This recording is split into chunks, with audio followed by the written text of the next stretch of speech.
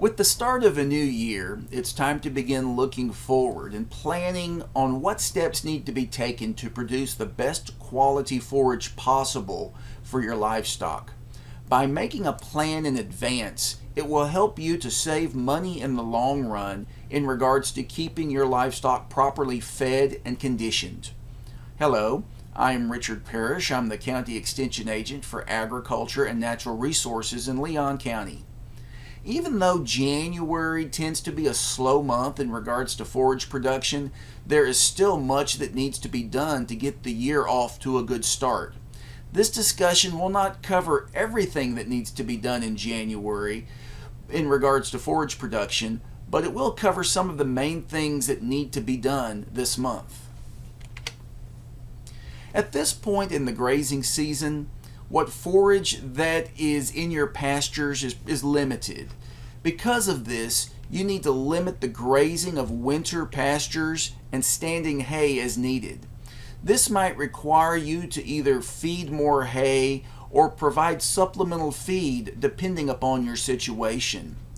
And be careful not to overgraze your pastures this month, as January is the month when very little vegetation growth will occur due to cold temperatures and the dormancy of our warm season grasses. Because there is little to no grass growth in January, you want to continue feeding supplemental hay and concentrates. This month, probably more so than any other month, is when these supplemental hays and concentrates are needed the most. January is a great time to either begin or to continue planning for the planting of summer pastures and chemical weed and brush control programs for the warmer months. Look back at the records that you've kept to determine what you did last year. If planting of summer pastures with a warm season grass needs to be done, when did you plan on doing that? If you sprayed weeds last year, what did you use and when did you use those products? Were your efforts effective? If so, should you follow the same plan this year? Or if they weren't effective, what do you need to do differently this year to have different results and to be more effective with your weed and brush control? Make sure that all of your equipment is in good working order and ready for the coming season.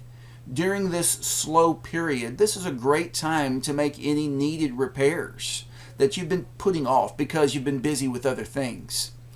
If you have someone else that comes in and does your hay work for you, you might just want to touch base with them in January just to make sure that you're on their list for the coming year. If you have a chemical applicator's license, pull it out and double check to see when it expires. Don't let that expiration date slip up on you and catch you by surprise. While you're checking your expiration date on your chemical applicator's license, it's also a good idea to look into your files and check and see how many CEUs you have acquired towards your license. How many more CEUs do you need in order to maintain your license? Make sure that you're on the mailing list of your local office for the Texas A&M AgriLife Extension Service so that you can be made aware of when they're offering CEU opportunities. Don't wait until the last minute to get your CEUs towards your license. You need to be working diligently throughout the year to get the CEUs that you need in order to maintain your license.